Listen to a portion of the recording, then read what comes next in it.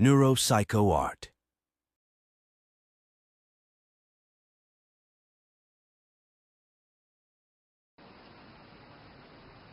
All biological organisms, to a greater or lesser degree depending on the species, react to stimuli by changing themselves and their environment.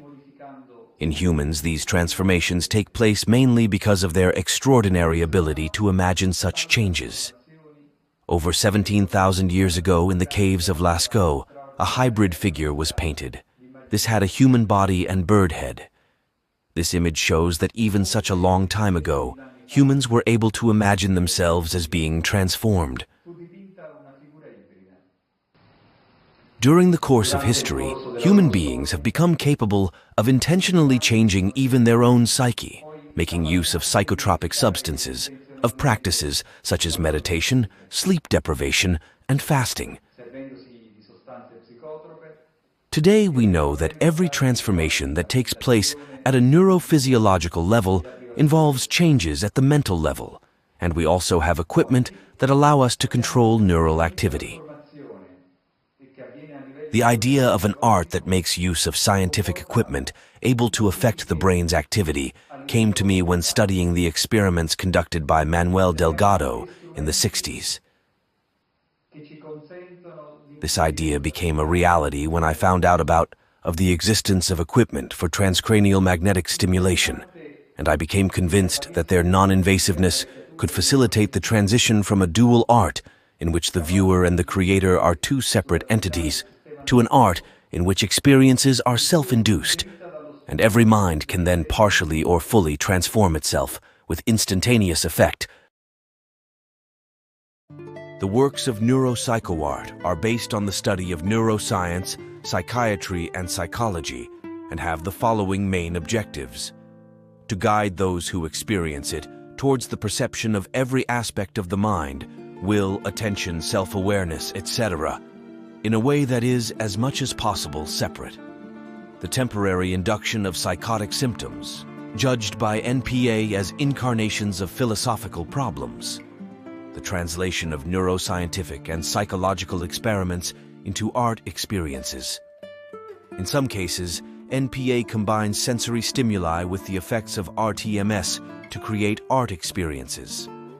From a neuropsychoartistic perspective, certain neuroscientific techniques, such as RTMS, are also considered usable for creating neural networks that are entirely different from those genetically programmed and those determined by the environment.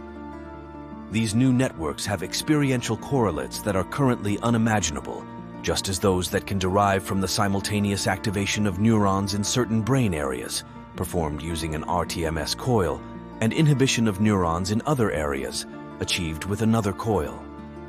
The art experiences resulting from the use of these techniques are considered self-creations of the mind. Derma 1.1. Both philosophy and the sciences in the course of their history have had to gradually give up distinguishing between what the ancient Greeks called aletheia, namely incontrovertible truth that is self-evident, and what they call doxa, or fallacious opinions. However, this progressive erasure of the distinction between reality and appearance which took place in the theoretical field has not been matched by a similar disappearance in the judgments concerning empirical life. Nevertheless, even in this context, this distinction seems destined to disappear, due particularly to the development of technologies that with increasing effectiveness allow for the overlapping of what is real and with what is virtual. Some works of neuropsychoart focus as their main objective on leading those who experience them to a midpoint, where everything becomes a little less than real and a little more than unreal. Hallucinosis and hallucinations are perceptions without an object, but differ from hallucinations as those who experience them are convinced they're chitting something that does not belong to external reality. From the point of view of neuropsychoart, hallucinosis are an example of embodied philosophy, since they create the balance between the intensity of aspects judged as being unreal and that of aspects judged as real. This can be used to clearly show that the distinction between these aspects is only a cultural product which can be overcome. In this work, the person looks in the mirror and sees the reflection of their own face, A video is projected on top of this reflection, showing ants that seem to be eating their forehead. While this is happening, you can hear. You can really benefit by watching the ants that seem to be devouring your forehead if you imagine that every single bite discovers a bit more of the nothing that is in you. Their actions do not cause any pain, and so you can observe it with detachment to discover that in reality, the nothing that is in you does not need to be freed, because you cannot cover or discover it. Therefore, their work is bothful and useless.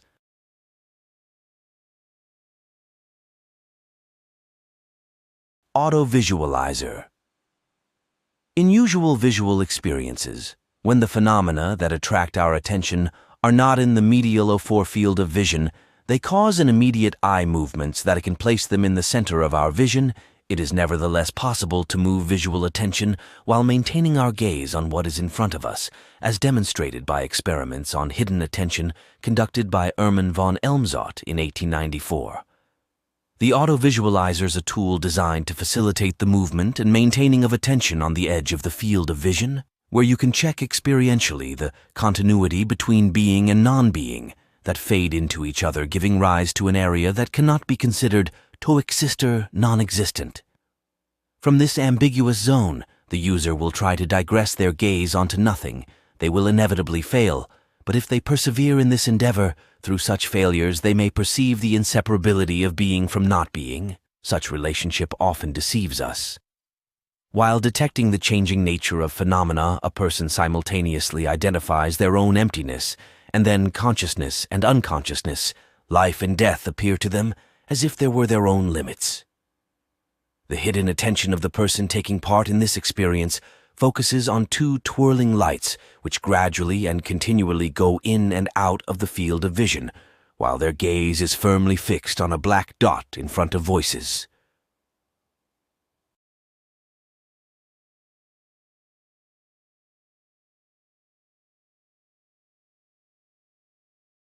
Auditory hallucinations may consist of voices that advise, criticize, accuse. This symptom is almost always central to schizophrenia, and patients who experience it develop delusional ideas in an attempt to explain it. Normally, the voices are generated from normal thoughts, which become louder and louder until, in the mind of the subject, they become real heard voices. Although they are auditory hallucinations, the most distressing psychotic manifestation, which must be considered on a par with dissociative identity disorder, as a means through which you can learn about the multiplicity of trends that in the presence of absence, or other the paradox, let's say, join together or clash. The voices try to lead those who listen to them to the ambiguity of this symptom, where the same voices are at the same time intimate and alien. The person is asked to sit and wear anopaque glasses, which prevent them from seeing anything. Then very close to their ear, a voice begins to whisper a text taken from Nietzsche's Birth of Tragedy. Simultaneously, another voice moves chaotically around the person, giving the impression of getting closer and further away, their presence in the surroundings, although the speed and freedom of movements gives rise to the idea of a disembodied entity rather than a human one, and so to a presence similar to those in some auditory hallucinations.